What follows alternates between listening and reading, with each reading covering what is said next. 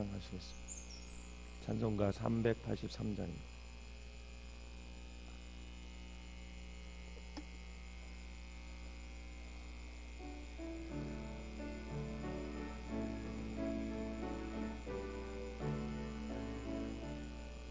눈을 들어 산을 보니 도움 어디서 오나. 전지 지은 주 하나님 나를 도와주시네. 나의 발이 실족 않게 주가 깨어 지키며 택한 백성 항상 지켜 길이 보호하시네. 도우시는 하나님이 내게 그늘 되시니 낮의 해와 밤의 달이 너를 성치 않겠네. 내게 화를 주지 않고 오늘 보호하시며 너의 출입 지금부터 영영 인도. 눈을 들어 산을 보니 눈을 들어 산을 보니 도움 어디서 오나. 전지 지은 주 하나님 나를 도와주시네. 나의 발이 실족 않게 주가 깨어 지키며 택한 백성 항상 지켜 길이 보호하시네. 도우시는 하나님이 내게 그늘 되시니 낮의 해와 밤의 달이 너를 상치 않겠네. 내게 화를 주지 않고 오늘 보호하시며 너의 줄이 지금부터 영영 인도하시리.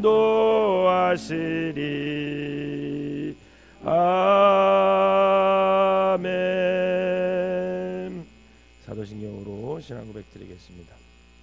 전능하사 전지를 만드신 하나님 아버지를 내가 믿사오며 그 외아들 우리 주 예수 그리스도를 믿사오니 이는 성령으로 잉태하사 동정녀 마리아에게 나시고 본디오 빌라도에게 고난을 받으사 십자가에 못 박혀 죽으시고 장사한 지 사흘 만에 죽은 자 가운데서 다시 살아나시며 하늘에 오르사 전능하신 하나님 우편에 앉아 계시다가 저리로서 산 자와 죽은 자를 심판하러 오시리라.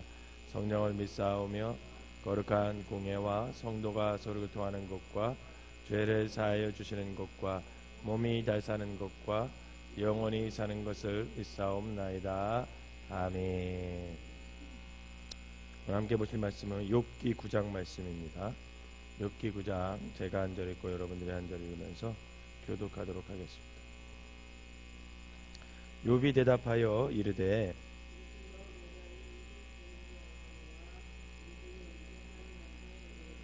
사람이 하나님께 변론하기를 좋아할지라도 천마디에 한마디도 대답하지 못하리라.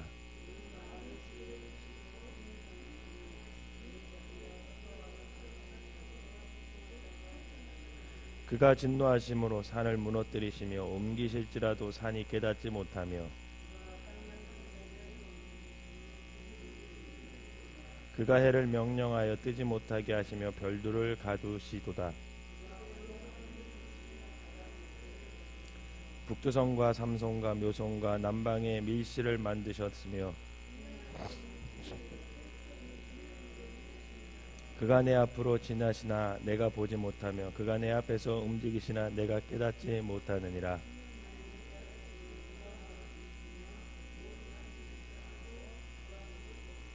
하나님이 진노를 돌이키지 아니하시나니 라합을 돕는 자들이 그 밑에 굴복하겠거든.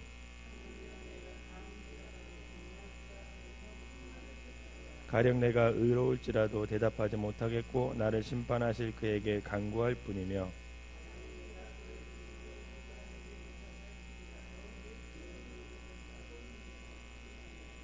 그가 폭풍으로 나를 치시고 까닭없이 내 상처를 깊게 하시며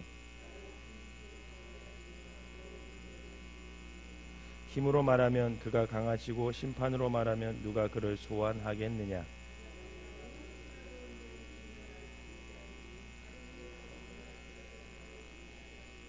나는 온전하다마는 내가 나를 돌아보지 아니하고 내 생명을 천히 여기는구나.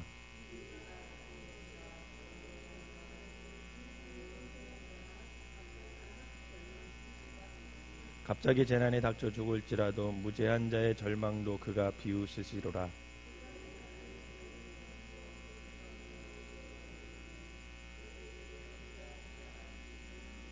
나의 날이 경주자보다 빨리 사라져버리니 복을 볼 수 없구나.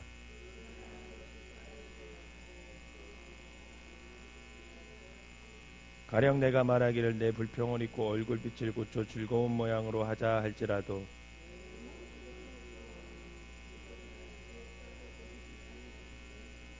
내가 정죄하심을 당할진대 어찌 헛되이 수고하리이까.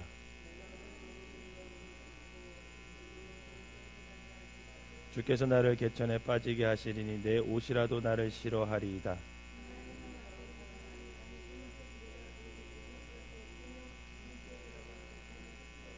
우리 사이에 손을 얹을 판결자도 없구나.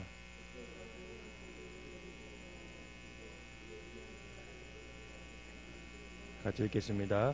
그리하시면 내가 두려움 없이 말하리라. 나는 본래 그렇게 할 수 있는 자가 아니니라. 아멘.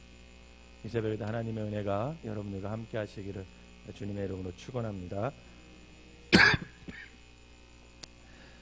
오늘 본문은 욥의 친구 빌닷이 이제 8장에 욥 너가 이렇게 고통당하는 것은 이런 이유 때문에 그런 거다 하고 이제 얘기를 했죠.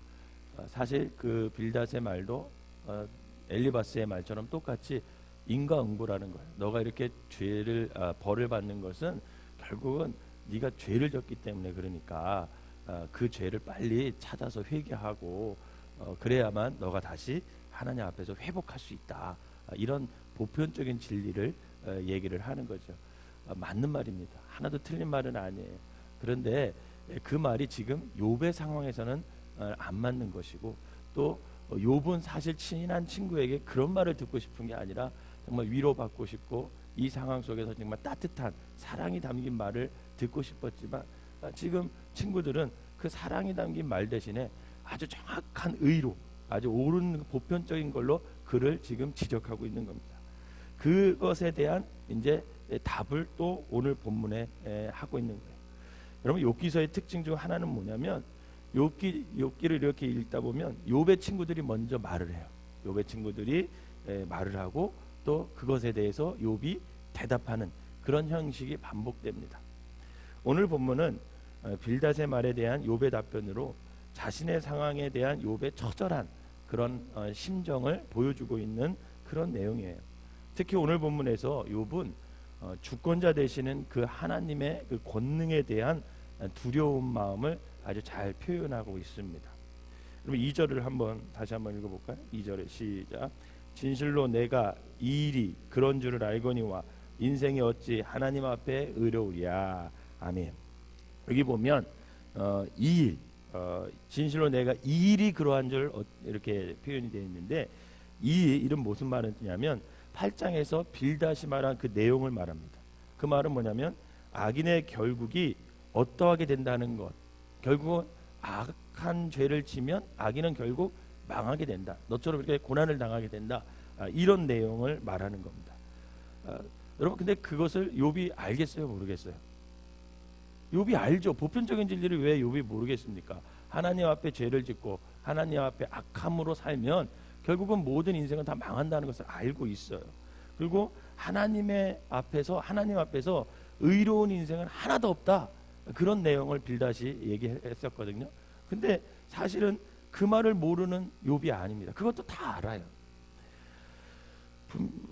분명 하나님 앞에서 의로운 인생이 어디 있겠습니까? 어디 있겠어요? 하나도 없어요. 한 가지로 치우쳐 다 죄인이라고 해요. 그래서 성경은 모든 사람은 죄인이다 이렇게 얘기를 합니다. 이처럼 모든 사람은 사실 오래 참으시고 기다리시는 하나님의 긍휼 가운데 살아가고 있는 거죠. 만약 하나님의 긍휼이 없다면 오늘 우리가 여기 어떻게 앉아 있겠습니까?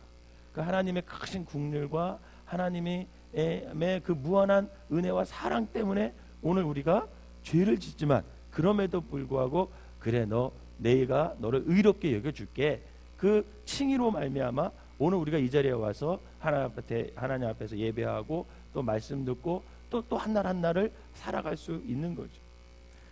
그러므로 우리가 사실은 이 땅에 살아가면서 주님 앞에서 해야 될 것은 뭐냐면 결국 우리가 겸손히 하나님 앞에 우리가 죄인됨을 시인하는 거예요. 그 죄인됨을 시인하고 주의 은총을 구하면서 살아가는 존재, 그게 바로 우리 그리스도인들이 돼야 된다라는 것입니다. 그것을 충분히 욥은 알고 있어요. 그런 사실을 욥은 알고 있어요. 그뿐 아닙니다. 욥은 또 3절에서 13절에 보면 하나님과 변론할 자가 없고 하나님이 또 어떤 분이신지에 대한 욥의 진실한 그 고백이 나와요. 감히 누가 하나님과 변론을 하겠냐라는 거예요. 3절에 이 변론이라는 말은 세 번역으로 제가 이렇게 보니까 논쟁이라고 번역되어 있어요. 사실 그렇죠. 하나님 앞에 논쟁할 사람이 누가 있겠습니까? 또 공동 번역에 제가 찾아보니까 그와 맞서볼 생각이 있다 하여도 이렇게 표현이 되어 있어요. 분명 사람은 결코 하나님과 논쟁하거나 하나님과 맞설 수 있는 사람이 아무도 없습니다. 사람은 그럴 수 있거나 그럴 만한 존재가 아니에요. 그럼에도 여러분 가만히 보세요. 종종 우리가 살아가면서 스스로 높일 때가 있어요. 스스로 높여요. 그리고 스스로 하나님과 동등되게 여기는 일들이 얼마나 많이 자행되고 있는지 모릅니다. 여러분 성경도 한번 가만히 보세요. 스스로 높여서 하나님 앞에서 망한 사람이 얼마나 많아요. 바벨탑 사건도 그런 거죠. 사울도 그랬죠. 여러분 가만히 보면 하나님 앞에 꾸준히 우리가 죄인됨을 고백하고 겸손하게 살아야 되는데 결국 살다 보면 하나님보다 높아지려고 할 때가 너무나 많았습니다. 많은 사람들이 스스로 잘났다고 생각하고 스스로 높여요. 결국은 스스로 미련을 떨고 그로 인해서 하나님의 은총과 기회를 상실할 때가 너무나 많다라는 거죠. 사랑하는 성도 여러분, 우리가 잘 알다시피 사람 중에 그 누구도 하나님의 지혜와 그 하나님의 전능성과 비교할 수 있는 사람은 이 땅에 아무도 없습니다. 여러분 한번 생각해 보십시오. 아무리 권력이 많은 사람도, 아무리 돈이 많은 재력가도, 아무리 똑똑한 지식인도, 유명하다고 해도 인기 있다고 해도 하나님의 전능성과 여러분 그것을 비교할 수 없습니다. 사실 하나님 앞에서는 그 모든 권력, 그 모든 죄력, 그 모든 지식, 그 유명한 거, 인기 있는 거, 그 모든 것이 다 먼지 같고 배설물과 같아요. 그러니까 바울이 하나님을 만나고 나서 그 모든 것을 배설물같이 내가 버리노라 그렇게 말했던 거죠. 욥의 진술처럼 여러분 하나님은요 화폭에다가 그림을 그린 것처럼 하늘을 쫙 펴셨대요. 하늘을 쫙 펴시고 하늘의 해와 별과 달을 걸어두신 분이 하나님이시고 또 물을 가두어서 바다를 만드신 분도 하나님이시고 땅을 뒤집어 엎기도 하시는 분이고 측량할 수 없는 크고 기이한 일을 행하시는 분, 그 전능자, 그게 바로 우리가 믿는 하나님이라. 또한 그 모든 것을 창조하신 분이 우리의 하나님이시기 때문에 그 누구도 하나님 앞에서 변론하거나 논쟁하거나 뭐 그럴 게 없다라는 거예요. 그러므로 피조물인 우리가 해야 할 일은 겸손히 그 창조주와 권능의 하나님을 시인하고 기억하면서 잠잠히 하루하루 하나님의 은총과 긍휼 안에서 살아가는 것, 그 모습이 저와 여러분들이 되시기를 주님의 이름으로 부탁을 드립니다. 그런데 여러분 그걸 모르는 사람이 누가 있겠냐? 욥도 다 안다라는 얘기. 욥이 그렇게 고백한다라는 것은 욥도 그걸 안다라는 거예요. 근데 참 이상한 것은 그렇게 아는데도 불구하고 우리가 고통 가운데 빠지고 어떤 절망 가운데 빠지면 그런 창조주 하나님, 그런 권능자 하나님이 잘 안 보인다. 욥도 그러는 거예요. 다 알아요. 마음으로도 알고 심지어는 지식적으로도 다 알아요. 하나님의 창조주시고 하나님의 권능자이시기 때문에 하나님 앞에 죄인으로서밖에 우리가 설 수 없는 것이고, 결국 하나님 앞에 우리가 의롭다고 뭐 어떻게 얘기할 수 있으며 또 우리가 하나님에게 무엇을 논쟁할 수 있냐라는 거예요. 그러면서 14절부터 35절까지는 그런 거 다 알지만 지금 너무 고통당하니까, 너무 힘드니까 하나님 앞에 격양된 모습으로 창조주와 적는자 하나님께 항변하면서 하나님에 대해 욥의 불만을 토로하고 있고 실망하는 표현들이 그 16절 이후부터 쭉 나오는. 여러분 16절에서 20절까지 제가 새 번역으로 한번 읽어볼게요. 여러분도 혹시 집에 이 개역 말고 새 번역 성경 있으면 한번 이 욥기는 그걸로 한번 읽어보세요. 그러면 그냥 읽는 것만으로도 욥의 마음을 알 수가 있어요. 제가 한번 16절에서 20절을 새 번역으로 한번 읽어드릴게요. 비록 그분께서 내가 말하는 것을 허락하신다 해도 내가 부르짖는 소리를 기울여 들으실까? 이게 무슨 말이냐면 하나님이 자기 소리를 안 들을 것 같다라는 얘기. 얼마나 고통스러웠으면 자기를 이렇게 그냥 내버려 두는 거 보면 내가 하나님이 창조주고 권능자 아래서 내가 좀 이렇게 좀 얘기하려고 그래도 하나님이 안 들으실 거라는 거야. 그분께서 머리털 한 오락이만한 하찮은 일로도 나를 이렇게 짓눌러 부수시고 나도 모를 이유로 나에게 많은 상처를 입히시는데, 이게 무슨 말이에요? 그냥 넘어가도 되는 문제를 가지고 하나님은 꼭 건드려 가지고 나를 이렇게 힘들게 한다라는 거예요. 자, 숨돌릴 틈도 주지 않고 쓰라림만 안겨주시는데 그분께서 내 간구를 들어주실까? 이 말이 무슨 말이냐면 정말 하나님이 그렇다는 게 아니에요. 욥이 그렇게 느끼고 있는 거예요. 너무 힘드니까 하나님에 대해서 그렇게 느끼고 있는 거예요. 강한 쪽이 그분이신데 힘으로 겨룬다고 한들 어떻게 내가 이기겠으며 재판에 붙인다고 한들 누가 그분을 재판장으로 불러올 수 있겠느냐 말이에요. 비록 내가 옳다고 하더라도 그분께서 내 입을 씻겨서 나를 정죄하실 것이며 비록 내가 흠이 없다고 하더라도 그분께서 나를 틀렸다고 할 것이다. 이게 무슨 말이냐면 내가 죄 지은 게 하나도 없어. 내가 틀린 게 하나도 없어. 그런데 결국 하나님은 나를 만약에 하나님과 맞붙여서 논쟁하게 되면 하나님은 권능자이고 하나님은 창조주이기 때문에 내 입으로 결국은 내 죄를 시인하게 만들 거라는 얘기. 또 27절 28절에 보면요 이렇게 돼 있어요. 온갖 불평도 잊어버리고 슬픈 얼굴빛을 좀 고쳐서 애써 내가 명랑하게 보이려고 해도 내가 겪는 이 모든 고통이 다만 두렵기만 합니다.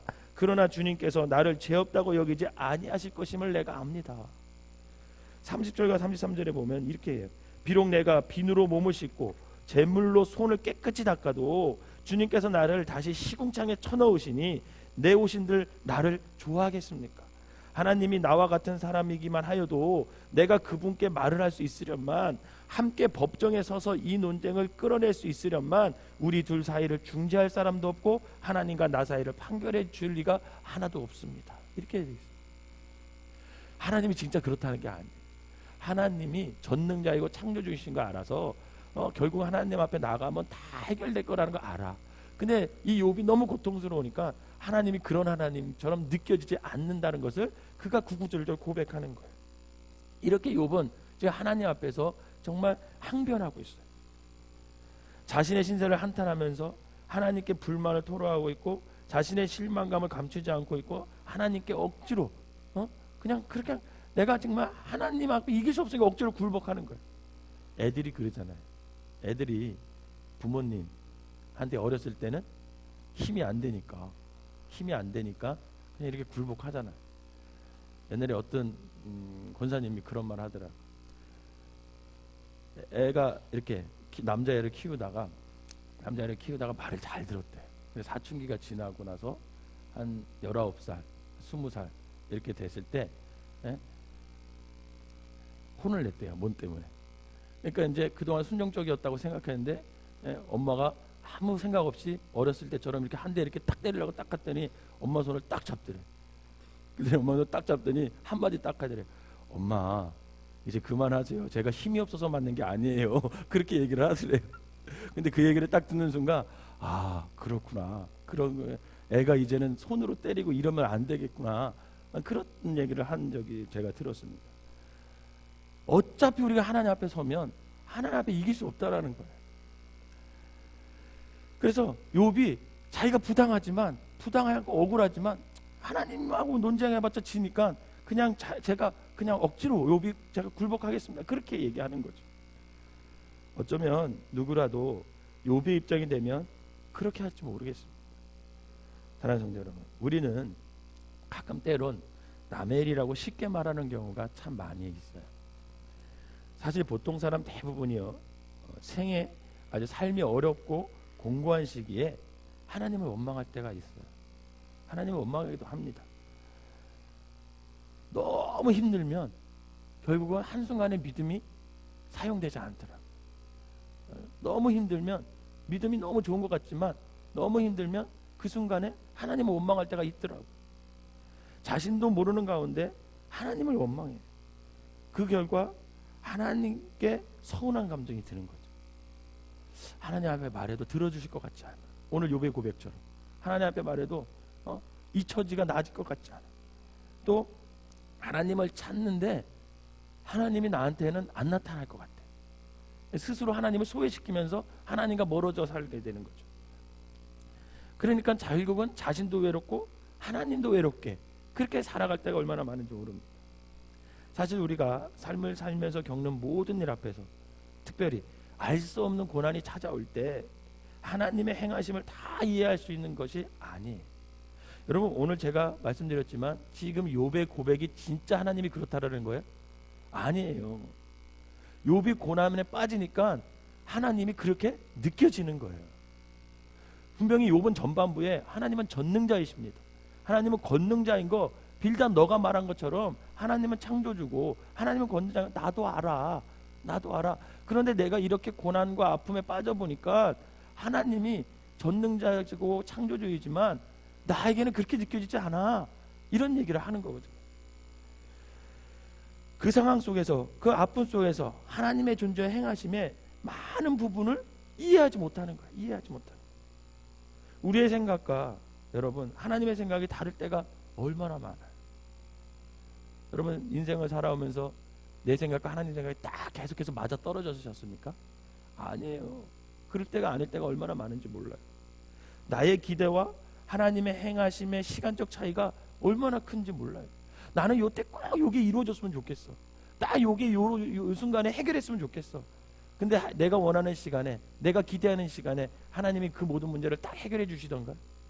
그럴 때가 많지 않잖아요. 또 나의 요구와 하나님의 결론이 얼마나 다른지 몰라요. 나는 이렇게 요구했는데 하나님은 다른 모습으로 응답할 때가 얼마나 많아요. 그러므로 하나님의 행하심은 단순히 머리로 이해함으로 수긍하는 것이 아니라 결국은 여러분 그 하나님에 대한 믿음과 순종으로 받아들일 때 여러분 그때 우리가 하나님의 전능과 하나님의 창조주임을 만날 수가 있고 고백할 수가 있는 거예요. 그래도 욥이 감사한 건 뭐냐면 비록 내가 이 고난 가운데 하나님이 창조주고 권능자인 건 내가 머리로는 알지만 마음으로는 잘 이해가 안 돼. 그렇지만 욥은 결국은 그 창조주 하나님 앞에 어떻게 하는 거예요? 무릎을 꿇는다는 거예요. 무릎을 꿇는다. 여러분, 왜 우리가 고난 속에서도 그 하나님께 우리가 믿음으로 순종으로 나아가야 될까? 여러분, 왜 나가야 돼? 그 이유가 뭘까요? 그것은 바로 여러분 하나님께서 자기 아들을 우리에게 내어주기까지 우리를 사랑하신 것이 바로 그 이유가 된다라는 거예요.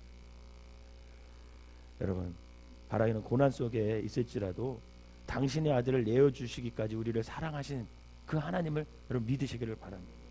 그리고 지금도 나를 위해 행하고 계시는 그리고 충분하신 그 적는 자 하나님을 좀 믿으시기를 바랍니다. 또한 저와 여러분들이 그 고난 속에서도 말씀과 함께 살아가시기를 바랍니다. 왜? 그게 바로 그리스도인의 삶이기 때문입니다. 세상 사람들이라면 계속 원망할 수 있어요. 계속 자기 힘으로 어떻게든 이 고난을 헤쳐나갈 수 있어요. 하지만 그리스도인들은 그렇게 사는 게 아니에요. 비록 하나님이 창조주고 적는 자인 걸 알아. 하지만 고난 속에서는 그 창조주 적는 자 하나님을 못 느껴. 하나님이 내 기도를 들어주지 않는 것 같아. 계속 나를 이렇게 그냥 내비두는 것 같아. 그렇지만 그때도 불구하고 하나님 우리와 함께 하심을 믿고 그때 우리의 믿음과 우리의 순종을 사용하시기를 바랍니다. 그러면 우리의 삶의 모습이 곤고하고 외롭고 어두운 인생을 살아간다 할지라도 그때 우리가 하나님 앞에 믿음을 사용하고 순종한다면 그때부터 하나님께서 우리의 삶을 인도하실 것이고 하나님이 창조주이심을, 하나님이 권능자이심을 우리의 삶에 보여주실 것을 여러분 믿으시기를 바랍니다. 기도하겠습니다. 사랑의 은혜가 충만하신 하나님 아버지, 우리 오늘 하루를 사는 동안, 우리 남은 일생을 사는 동안 하나님은 나보다 나를 더 사랑하시고 나보다 나의 필요를 더 잘 아시고 내가 구하는 것 이상으로 나를 채우시고 도우시는 충분하신 창조주와 권능의 하나님이심을 견고히 믿고 기억하며 살게 하여 주시옵소서. 말씀과 함께 말씀을 붙잡고 말씀을 신뢰하고 말씀에 순종하는 그런 삶을 살게 하여 주셔서 비록 내가 고난 가운데 있지만, 비록 내가 절망 가운데 있지만 그 순간 아버지 하나님 믿음을 사용하게 하시고 그 순간 하나님의 말씀에 순종하게 하여 주셔서 그 창조주 하나님이, 그 권능자 하나님이 나의 삶을 주관해 가는 것을 경험하며 살아가는 믿음의 사람이 되게 하여 주시옵소서. 오늘도 내 삶을 창조주 하나님이, 권능자 하나님이 이끄신다는 그 확실한 믿음으로 담대하게 용기 있게 살아갈 수 있는 귀한 한 날이 되게 하여 주시고 이 새벽에 드린 이 예물을 하나님께서 축복하여 주셔서 아버지 하나님 저들의 삶 가운데 하나님께서 인도하심을 날마다 경험하며 살아갈 수 있는 믿음의 사람들 되게 하여 주시옵소서. 예수님의 이름으로 기도하옵나이다. 아멘.